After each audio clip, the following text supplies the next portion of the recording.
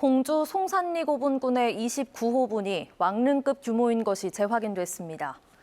문화재청 국립부여문화재연구소는 지난 3월부터 진행한 발굴 조사 결과 무령왕릉과 인접한 6호분으로부터 남서쪽으로 약 10m 떨어진 곳에서 29호분을 확인했고 시신을 안치한 현실의 규모가 남북으로 340에서 350cm, 동서는 200에서 260cm로 상당히 큰 편으로 왕릉급으로 추정된다고 밝혔습니다.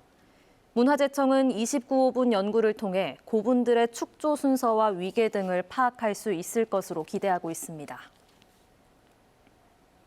KBS 대전방송총국과 한국폴리텍 4대학이 산학공동 교육 프로그램 개발을 위한 산학교류 협약식을 가졌습니다. 이에 따라 KBS 대전방송총국은 제작 방송된 영상 콘텐츠를 한국폴리텍 4대학에 제공하고 폴리텍 4대학은 제공된 영상 콘텐츠를 가공해 유튜브 등에 활용하는 등 지역의 영상 미디어 교육을 위해 상호 협력할 예정입니다. 대전 유성복합터미널 민간 사업자에 대한 대전시의 면허 취소 조치 효력이 유지됩니다. 유성복합터미널 사업자인 KPIH는 대전시의 사업 면허 취소 처분에 대해 법원에 집행정지를 신청했지만 지난 3월 1심에 이어 지난달 2심에서도 기각 결정이 나자 재항고를 포기했습니다. 앞서 사업자인 KPIH 측이 토지 매매 대금을 납부하지 못하자 대전시는 사업 협약을 해지했고 KPIH 측은 대전시의 집행정지 신청과 함께 행정소송을 제기해 다음 달 21일 본안소송 첫 변론이 열릴 예정입니다. 양승조 충남도지사가 더불어민주당 제20대 대통령 선거 후보자 선출을 위한 예비후보자 등록을 마쳤습니다.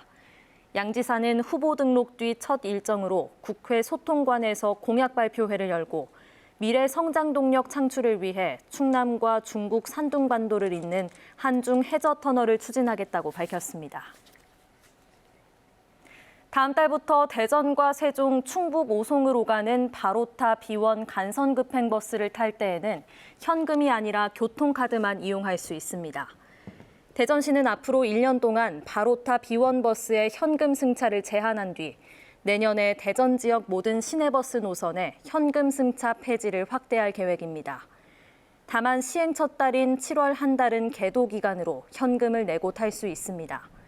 시내버스 현금 승차 비율은 2% 미만이지만 정산 비용은 한 해 1억 5천만 원에 달해 전국 최초로 현금 승차 폐지를 도입했다고 대전시는 설명했습니다. 특공 분양을 위한 유령 청사 논란을 빚은 세종시 관세평가분류원 건물을 고용노동부 산하기관이 사용합니다.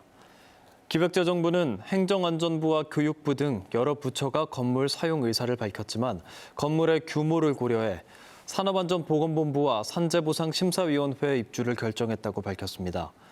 관평원은 앞서 세종시 이전 대상이 아닌데도 세종시에 청사를 지은 뒤 직원 49명이 아파트 특별공급을 받아 물의를 빚었습니다. 지난 2월 임시 개통된 홍도 지하차도가 내일부터 8개 차로 모두 완전히 개통됩니다. 이로써 홍도 지하차도에는 하루 6만 대 이상의 차량이 지날 수 있게 됐고 또 대전로와 동서대로를 진출입할 수 있어 교통 혼잡을 줄이고 통행이 보다 원활해질 것으로 기대됩니다. 내년 10월 대전에서 열릴 예정인 세계 지방정부 연합총회 준비를 위한 조직위원회가 오늘 공식 출범했습니다. 대전시는 조직위 출범에 따라 본격적인 총회 준비를 시작하고 자매도시 등을 활용한 국내외 홍보에 나설 계획입니다. 세계 지방정부 연합총회는 유엔과 유네스코 등 국제기구와 전 세계 140개 도시 단체장이 참석해 세계 지방정부의 역할을 논의하는 행사로 내년 10월 3일부터 7일까지 대전 컨벤션센터에서 열릴 예정입니다. 교육부와 각 시도교육청이 추진하는 올해 그린스마트 미래학교 사업 대상에 대전 12곳, 충남 43곳의 학교가 선정됐습니다. 선정된 학교는 학생과 교사, 학부모, 지역 주민 등이 참여하는 사전 기획 과정을 거쳐 정보통신기술 기반의 지능형 교실과 제로에너지 건물 등 4개 핵심 요소가 반영된 미래학교로 탈바꿈하게 됩니다. 세종은 자체적으로 리모델링을 마쳐 사업 대상으로 선정된 학교가 없습니다. 대전시가 코로나19로 피해를 입은 소상공인의 공유재산 임대료를 추가로 지원합니다. 이에 따라 대전시가 소유한 공유재산에서 영업하고 있는 임차인은 연말까지 임대료의 50%를 감면받을 수 있습니다. 대전시는 지난해 2월부터 지난달까지 3차례에 걸쳐 시유재산 임대료의 50%를 감면해 모두 1,516명의 소상공인에게 63억 원가량을 지원했습니다. 아산시가 미세먼지 저감을 위해 추진한 200만 그루 나무 심기를 조기 완료했습니다.